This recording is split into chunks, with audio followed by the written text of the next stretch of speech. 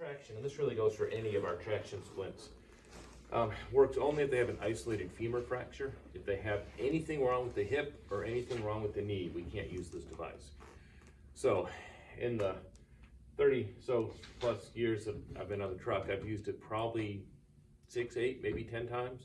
But every time I've used it, the patient has had a lot of pain relief, so I still think there's a place for it. But I know it's something that's used very rarely. There's also a little bit of controversy with us using it because with the femur snapping, the bones go past each other. A lot of times the muscles are just so strong, and that's what hurts. So those things are rubbing against each other. So by us using a traction splint, we're actually pulling them back into place, which means we're setting, in essence, the bone. And there's a lot of physicians, orthopedics, that don't like us to do that without x-rays. And I kind of understand that.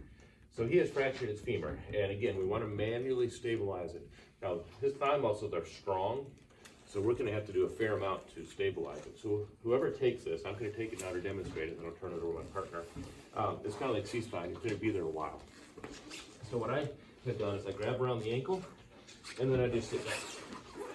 Now, on this floor, we slide across the floor. In reality, they don't normally slide that much, but I'm providing some manual traction there. And I just sit back and do that.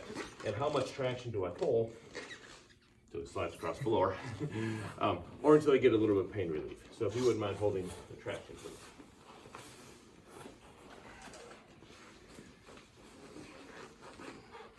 So he's holding traction, and there's like any other fracture, I want to make sure I got a pulse, because if I don't, I get one attempt to try to straighten things out, adjust it, and then see if he's ticklish.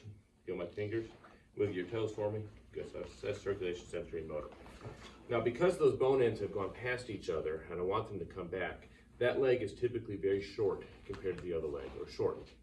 So oftentimes noticeable. So it's a way you can tell if you have a fractured femur, sometimes that leg will just look shorter. So I can't measure the splint on that side because I want it to get back to its normal length. So I take this leg and just have it straighten that out, and then I adjust the splint. So this Hare Traction has these two things here at the top that you can loosen and tighten, and then that will lengthen it. And I go from about where his hip is, and I want to go a good 6 or 8 inches past his foot, and then I tighten these up. It's better to have it too long than too short. So you always want to go too long.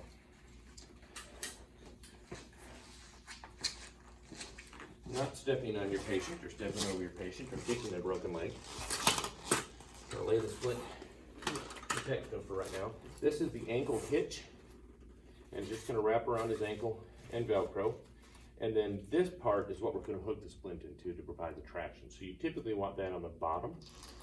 And then up here to the ankle.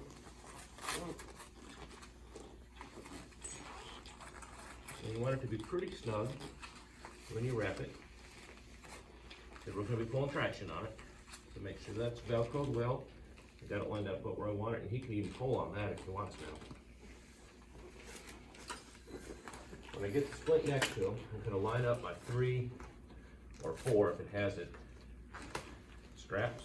And I want to get 1 or 2 below the knee, and then 1 or 2 above the knee, but I don't want to put it directly over where it's broken.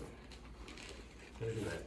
This is the ischial strap. You're going to get a little personal with your patient or partner with this. We're going to gently lift the leg. I'm going to go underneath it and slide it up about as high as I can get. And then I'm going to attach the ischial strap.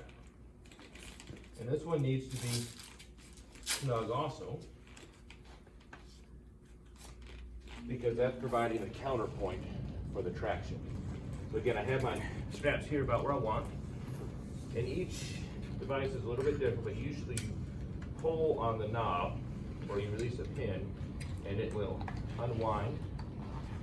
So I want it to unwind until I can hook into that. Unwind it a little more.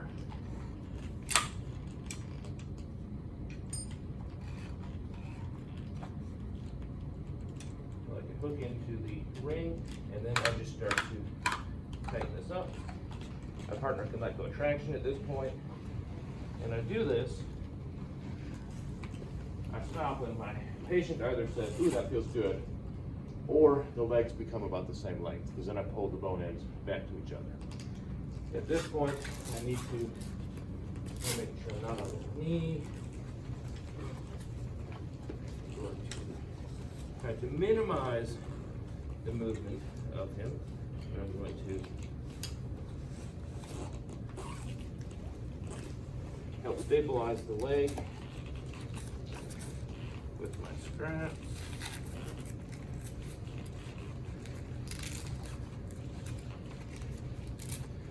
And being Velcro, it's always ornery.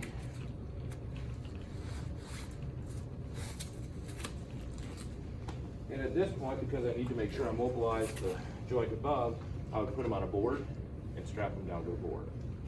And then again, check pulse, look at your toes for me. Good. You feel? And then we're done with that.